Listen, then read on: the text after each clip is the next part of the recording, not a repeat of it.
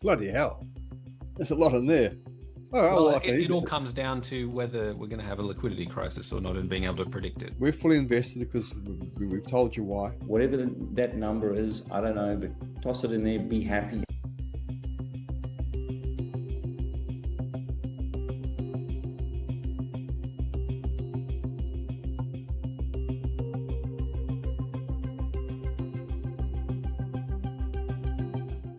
And I've no issues with the loss as I had a very small position and was also prepared for the odd stock to go belly up.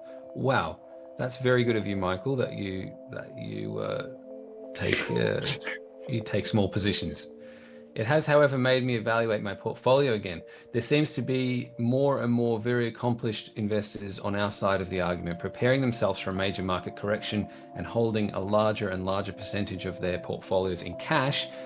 And I'm just wondering if, A, there are other offshore oil and gas stocks that could be very vulnerable to a liquidity crisis, i.e. Cuppy thinking Transocean could become insolvent.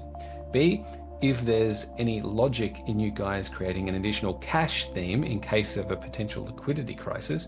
We could, of course, just decide to hold cash ourselves, but my reasons for suggesting a cash theme are: one, you could help us by suggesting existing theme stocks to sell, e.g. vulnerable or overvalued stocks, take a little profit and hold as cash. Two, what type of cash we should hold based on our jurisdiction, T-bills, ECB, debt certificates, cash in the bank, etc. Three, on an ongoing basis, when we should increase/decrease the cash theme holding to further liquidate vulnerable stocks or to reallocate cash to more attractive stocks. Thanks very much, Michael. Bloody hell. There's a lot in there. All right, Well, well, okay. it all comes down to whether we're going to have a liquidity crisis or not and being able to predict it. Well, folks, look, we're fully invested. There we are. Question answered. So look, it's a personal thing, folks. We're fully invested because we've told you why. And the essence comes down to this, we think, and this is also a result of years of experience. We've been through this before, many things before. Professionally, from my side at least, from about 1997, I've been involved in Mark. So what's that? How long is that now? A long time. Yeah. You just literally told everybody that you're an old bastard. Yeah. It's almost 30 years. Bloody hell. In 2 years, that's 30 years. Can you believe it? Bloody hell. Brad can't believe it. Okay, so it doesn't. This stuff doesn't come on a whim, and it doesn't come, just from reading shit on YouTube, whatever. It's an experience.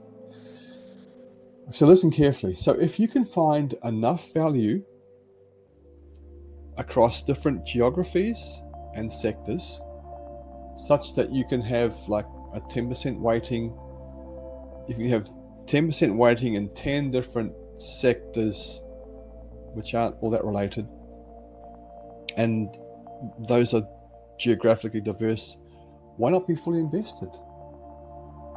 Okay. Even if the S&P looks like shit and other market, things we don't like the S&P 500 for all the reasons we talked about. Yes, we could easily see that market fall by 30% or more. It could fall by 45%. Now, go back to the TMT. We're using our experience here with the TMT bubble.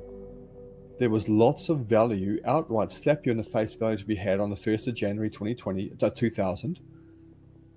Classic old industrial stocks, miners, energy stocks, industrial stocks, 3M, for goodness sake. Why would you not want to hold these things when offering great value?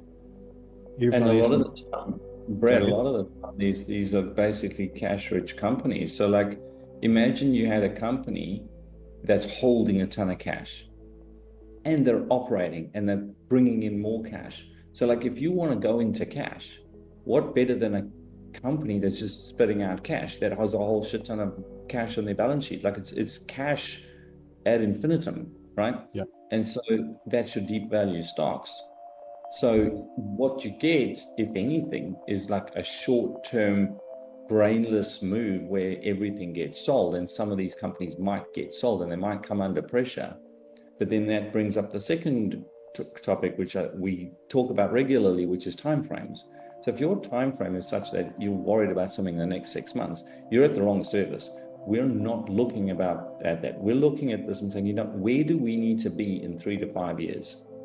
We can manage. If you have a cash management issue that came up in the next 12 months and you're screwed if you don't have some cash, put some aside. Go and stick it in your safe. Get some dollar bills out of the ATM and chuck it in your safe.